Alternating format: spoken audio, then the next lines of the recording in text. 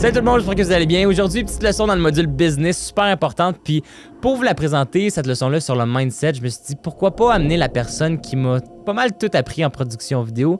Puis ce qui est fou, c'est que ça n'a pas nécessairement un rapport avec la production vidéo. Quand on parle de succès financier, quand on parle de succès en général dans la vie, ça vient au final tout au niveau du mindset, de notre psychologie, comment est-ce qu'on pense. Puis pour vous présenter cette leçon-ci, je me suis dit, regarde, je vais amener Sean. Sean, c'est celui qui m'a pas mal tout appris. Puis Sean est propriétaire d'une entreprise qui s'appelle Printease. En fait, c'est mon mentor, c'est aussi un client, c'est rendu un frère, c'est rendu vraiment quelqu'un très proche de moi. Puis je me suis dit, pourquoi pas l'amener. Donc Sean, je vais t'inviter sur la chaise, puis je vais te laisser un peu parler du mindset parce que moi, quand j'étais, puis vous l'avez appris dans le cours, mais quand j'étais plus jeune, j'avais pas nécessairement les parents qui étaient dans le monde entrepreneurial puis qui n'avaient pas la bonne mentalité. Puis c'est tellement important de s'entourer des bonnes personnes qui ont plus de succès que vous, qui ont une mentalité plus élevée que vous pour repousser nos objectifs puis devenir une meilleure version de nous-mêmes constamment. Donc, ceci étant dit, je vous amène Sean puis on va parler du mindset. L'importance d'avoir un mindset, d'avoir un bon mental quand tu lances ta première business, que tu te lances en affaires, c'est extrêmement important parce que souvent, tu vas avoir les doutes. Right? Tu vas avoir tes parents qui vont dire hey, « fais pas ça, continue à aller à l'école, continue à poursuivre qu'est-ce que tu as entamé, que ce soit tes études, que ce soit dans une carrière X. Mais tu sais qu'au fond de toi, c'est pas ça que tu vas avoir. » Moi, personnellement, j'ai toujours su que je voulais être un entrepreneur. Mon père, c'est un entrepreneur depuis que je suis jeune. Je l'ai vu partir des business. On est 6 enfants. On est tous entrepreneurs. Fait que chez nous, c'était assez facile d'avoir le mindset de vouloir plus puis de vouloir être son propre boss. Mais je peux comprendre que quand tu démarres, puis c'est pas ça ta réalité, c'est pas ça les parents, puis qu'est-ce que tu as vécu, que ton mindset, il faut qu'il soit extrêmement puissant pour être capable de passer au travers. T'sais, fait que des fois, c'est peut-être de changer ton environnement ou changer ton entourage, tes amis qui sont autour de toi, pour pouvoir te permettre d'aller à l'autre niveau. Est-ce que c'est d'entourer avec des personnes qui sont dans un autre niveau, qui ont plus d'expérience, qui ont peut-être plus de succès, si tu veux, monétaire, pour aller à ce niveau-là? Je me suis toujours, moi, personnellement, entouré de personnes qui avaient soit plus de succès monétaire ou personnel pour aller où est-ce que je voulais aller. Fait que si je voyais quelqu'un qui, personnellement, dans sa vie, je trouvais qu'il avait une belle vie, avait une belle mentalité, avait une belle personnalité, puis moi, je voulais être ce type de personne-là, j'étais pour m'entourer de ces personnes-là, pour essayer moi-même d'aller à ce niveau-là, apprendre les secrets. Right? Tu regardes dans n'importe quel type de business, même les athlètes, souvent, leur secret sauce qu'ils ont appris à travers les années, c'est à cause qu'ils ont mis les efforts et ils ont mis le temps. Fait que si tu peux t'entourer de ces personnes-là, toutes les leçons qu'ils ont appris à travers les 10, 15, 20, 30 dernières années, tu es capable de les acquérir beaucoup plus rapidement puis d'aller à un autre niveau. Fait que ton mindset puis les limites que tu vas mettre, c'est réellement parce que qu'est-ce que toi tu connais. Tu peux pas vouloir devenir un milliardaire si tu n'as jamais connu un milliardaire, right? Fait que ça, c'est mon mindset que moi, j'ai toujours voulu apprendre et acquérir. C'est je vais m'entourer des gens qui vont enlever mes limites. Fait que si je veux devenir un astronaute, tu sais, moi j'ai toujours été chanceux que si je voulais devenir un astronaute, mon père était pour dire ben oui, vas-y, on va le faire, puis on va t'acheter un suit à l'Halloween pour que tu sois un astronaute. La majorité des parents aujourd'hui, puis si tu as un enfant aujourd'hui, fais pas ça avec ton enfant. Si ton enfant il dit hey papa, je veux devenir un astronaute, hey maman, je veux devenir un astronaute, puis tu lui dis ben non, c'est le 0.001% de la population qui vont être un astronaute, tu viens un peu de détruire ses rêves. Fait qu'au lieu, fonce avec lui, même si tu sais c'est quoi les limites, les chances qu'il soit. Mais peut-être que ça va être la personne qui va l'être, l'astronaute, avec ces chances-là, parce que toi-même, tu poursuis puis tu fonces avec ses rêves. Fait que de t'entourer des gens qui croient en tes rêves plus que toi-même, c'est ça qui va te permettre d'aller ailleurs. Fait que moi, d'avoir mon frère puis mon père dans la même entreprise que moi, puis qu'on bounce ensemble nos idées pour aller à d'autres niveaux, c'est un énorme avantage qu'on a. Aujourd'hui, il y a beaucoup de groupes Facebook que tu peux aller dedans, même la plateforme Passion en métier. Les gens qui sont là, c'est des gens qui veulent élever leur business, élever leur passion puis que ça devienne leur métier. Fait qu'entourez-vous de ces personnes-là pour aller à l'autre niveau. C'est un des choses qui m'a acquis le plus, qui m'a fait avancer le plus dans ma carrière d'entrepreneur. Benji vient de me poser comme question, comment tu fais pour t'entourer et trouver ces personnes-là? Parce que je disais, tu sais, c'est t'entourer des personnes qui ont plus de succès, qui sachent où est-ce qu'ils veulent aller, qui ont plus d'ambition, qui ont peut-être plus de succès financier, personnel. Je pense que sincèrement, une fois que tu commences à chercher pour ces types de personnes-là, puis que tu commences à vouloir en apprendre plus, puis tu es toujours dans un mindset de vouloir constantly improve yourself, de tout le temps vouloir t'améliorer en tant que personne, les gens qui se ressemblent s'assemblent. Ça, c'est un des plus gros motto que je vais dire, mais c'est que si tu veux chercher réellement, tu vas faire en sorte que tu vas mettre dans les endroits pour trouver ces personnes-là. Que ce soit dans une chambre de commerce, que ce soit dans un groupe, que ce soit dans Passion en métier, que ce soit dans un autre webinaire, que ce soit dans n'importe quel modèle à faire, tu vas toujours vouloir rechercher cette personne-là. Fait que de ton propre gré, tu vas commencer à réaliser que tu rentres à des places, puis tu vas parler même de business. « Hey, j'ai commencé à faire ça, hey, j'ai fait ça. » Puis tu vas trouver des gens qui ont le même type de conversation que toi.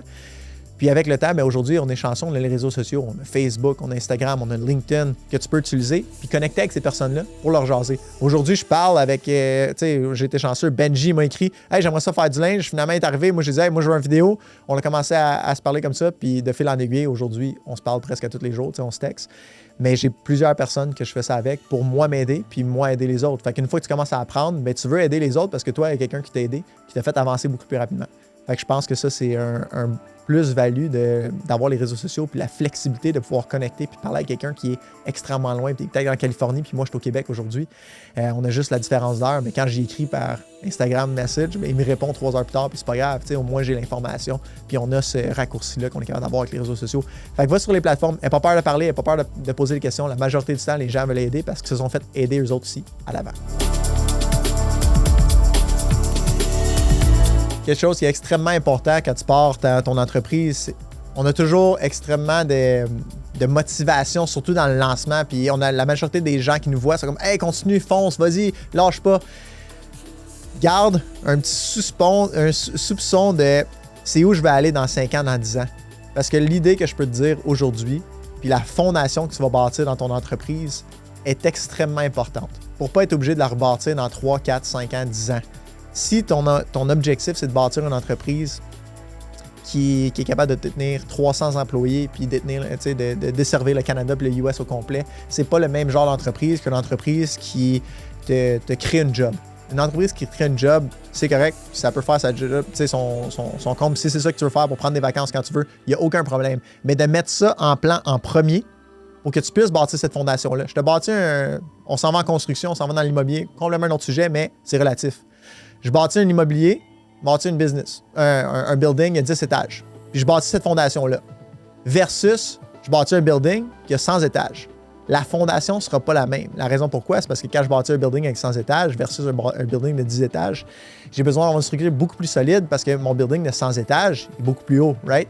C'est la même chose dans l'entreprise que je veux bâtir. Fait que si ton rêve, c'est de bâtir une entreprise qui est extrêmement grosse avec beaucoup d'équipes, pense que plus que tu ajoutes de services, plus que tu ajoutes de produits, de offerings, de volets à ce que tu veux offrir parce que tu commences puis tu as plein de temps, right? Parce que tu n'as pas beaucoup de contrats, plus que ça va être dur de scaler. N'importe quoi qui est très simple, quand tu ajoutes du volume, ça devient extrêmement compliqué. Fait que si ton objectif, c'est de devenir le meilleur à faire des capsules vidéo ou ton objectif, c'est de faire le meilleur à faire des short films pour les gens, focus sur ça au lieu d'être élaboré et de tout faire pour tout le monde. Parce que quand tu vas arriver pour vouloir grossir, c'est là que ça va devenir très compliqué.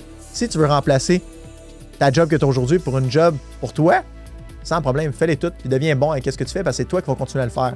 Mais si tu veux devenir extrêmement gros, il faut que tu penses comme quoi que ce ne sera plus toi nécessairement qui va les faire et qui va les éditer les vidéos parce que tu vas avoir trop de volume. Fait que pense à ce que tu veux faire, pense à où est-ce que tu veux être dans 5 ans, 10 ans. C'est une énorme différence sur la fondation qu'il va falloir que tu bâtisses quand tu démarres ton entreprise.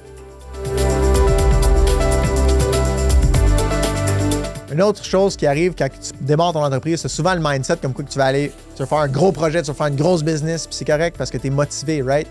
Puis là, tu vas avoir des limitations de cash, right? Ton cash flow dans ton entreprise. La seule chose que je peux te faire comprendre, c'est que les équipements que tu as pour commencer sont assez bons pour faire la job avec ce que tu peux avoir puis de démontrer tes traces pour pouvoir grossir ton entreprise. Fait que pense pas la première chose que tu as besoin d'avoir, c'est des nouvelles équipements parce que ça va faire mal à ton cash flow puis tu vas avoir de la misère à grossir. Ton entreprise, c'est une entreprise de service qui, en sorte, devrait te générer beaucoup de cash flow si tu es capable d'être intelligent avec l'équipement que tu as. Aujourd'hui, on a beaucoup d'équipements que tu peux louer avec, right, tous les magasins, tu peux nommer Gosselin, whatever, Lowe's. C'est beaucoup mieux, à mon avis à moi, de commencer avec louer puis garder l'équipement que tu as pour grossir ton entreprise, s'assurer d'avoir plein de cash flow. Fait que vois pas ça comme quelque chose de négatif quand tu arrives et que tu vois qu'il y a un gros projet qui pourrait être là, mais que tu n'as pas l'équipement pour. Tu peux toujours aller le louer. Fait que pense pas que si tu n'as pas de cash flow quand tu commences, c'est négatif. Ton cash flow va venir avec le service que tu vas faire et qu'est-ce que tu vas démontrer que tu es capable de faire avec les machines et l'équipement que tu as là aujourd'hui. Puis si tu n'en as pas d'équipement, ben lose-en, right? Ça va faire en sorte que ton cash flow va pouvoir monter beaucoup plus rapidement que si tu décides de tout appatrier ton équipement pour toi-même. Quand tu loues ton équipement, tu peux charger aussi aux clients comme quoi tu loues ces équipements-là qui coûtent plus cher. Fait que, dans le fond, tu loues l'équipement gratuitement que tu n'as pas besoin toi-même de l'acheter cet équipement-là. Plus tard, quand tu as plus de cash flow, tu deviens « Ouais, c'est mon argent, je vais faire quoi avec? » Là, tu achètes l'équipement, puis tu alloues encore là à ton client, fait que tu fais doublement ton argent. Mais pense pas que les gros contrats, tu peux pas aller les chercher parce que tu n'as pas l'équipement pour. Ça, c'est des limites que toi, tu te mets dans ta tête, c'est ton mindset parce que tu penses que tu n'as pas le cash flow pour cet équipement-là. C'est pas vrai. Ton cash flow va venir, c'est une entreprise de service. Fait que lâche pas, continue, puis c'est juste de l'argent.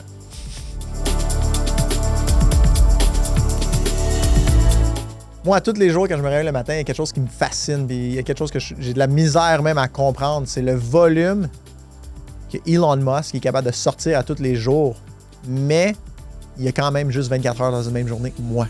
Fait que lui, il est capable de runner Tesla, il est capable de runner SpaceX, il est capable de runner toutes les autres compagnies, le Boring Company, les autres affaires, les Link, le Starlink, toutes ces choses-là. Puis moi, je run Printease avec 360 Autorap, puis je trouve que j'ai de la misère à concevoir comment que sa tête a fait pour tout runner. C'est juste des trucs et des systèmes qu'il a mis en place qui font en sorte que maintenant, lui, il prend juste des grosses décisions dans chaque journée. Ses décisions sont vraiment plus importantes. Fait qu'il en prend moins. Mes décisions que moi, je prends tous les jours, au lieu de les déléguer, je continue à décider de les prendre moi-même. À chaque année, à chaque jour, j'essaie de déléguer ces décisions-là que je ne suis pas moi-même obligé de les prendre. Pourquoi? Montrer mon leverage pour que moi, je puisse avoir plus de output sur le résultat de mes décisions que je prends tous les jours. Fait que quand tu commences, tu n'as pas le choix de faire tout, right? Parce que tu veux tout faire, puis tu veux être bon, puis tu veux démontrer qu'est-ce que tu fais. Mais la meilleure chose pour scaler ton entreprise, c'est de commencer à déléguer pour que toi-même, tu puisses commencer à augmenter la rentabilité sur ton temps. Parce que la seule chose que les gens disent, c'est que « Oh non, moi, je ne suis pas payé à l'heure. » Chaque personne sur la Terre est payée à l'heure. Pourquoi? Parce qu'on a toutes 24 heures une journée. Fait qu'à la fin de l'année, le montant d'argent que tu as, si je divise sur le nombre d'heures que tu as, c'est le montant que tu es payé à l'heure. Fait que quand tu me dis que tu es un entrepreneur et que tu n'es pas payé à l'heure, c'est faux. Parce que dans l'année, à tous les jours, on a le même nombre d'heures dans une journée. Fait que même quand tu me dis que tu charges au projet, à la journée, peu importe qu'est-ce que tu me dis, tu es payé à l'heure quand même. Ça, c'est juste le output, le résultat que tu es capable d'avoir sur le travail que tu fais à chaque journée. Fait que oui, effectivement, quand tu deviens meilleur, puis tu es capable de gérer, puis tu es capable de comprendre ces choses-là, ton output, le résultat à la fin de l'année, le montant qui reste, il est plus élevé. Right? Puis la seule chose que tu peux faire pour scaler ça, c'est en ayant une équipe qui peut reproduire pour toi. Puis ça, c'est la mentalité de Ford, right? Fait que lui a décidé de passer des chaînes de montage parce qu'il s'est dit, je vais engager des milliers de personnes qui vont pouvoir produire des véhicules pour moi, qui vont faire en sorte que moi, je vais faire de l'argent sur les personnes qui travaillent au volume, qui fait en sorte que moi, à tous les jours, je suis capable de sortir plus d'argent. À toutes les 7 secondes, si vous ne savez pas, mais il y a un Ford F-150 qui sort de la ligne. Pense à ça. Toutes les 7 secondes dans une journée, là, il y a un véhicule Ford qui sort l'autre bord de la ligne. C'est combien de Ford profit sur un Ford F-150? Je pense que c'est 18 500 $. 18 500 $ qui sort à toutes les 7 secondes. Ça, c'est du leverage. Ça, c'est du output qui est capable de chercher. Si je peux te donner un truc, essaie de faire la même chose. Fait que commence à déléguer plus rapidement qu'autre. Puis, comment la manière que tu délègues tes choses sont peut-être plus importantes. Est-ce que les ventes, c'est la première chose que tu devrais déléguer?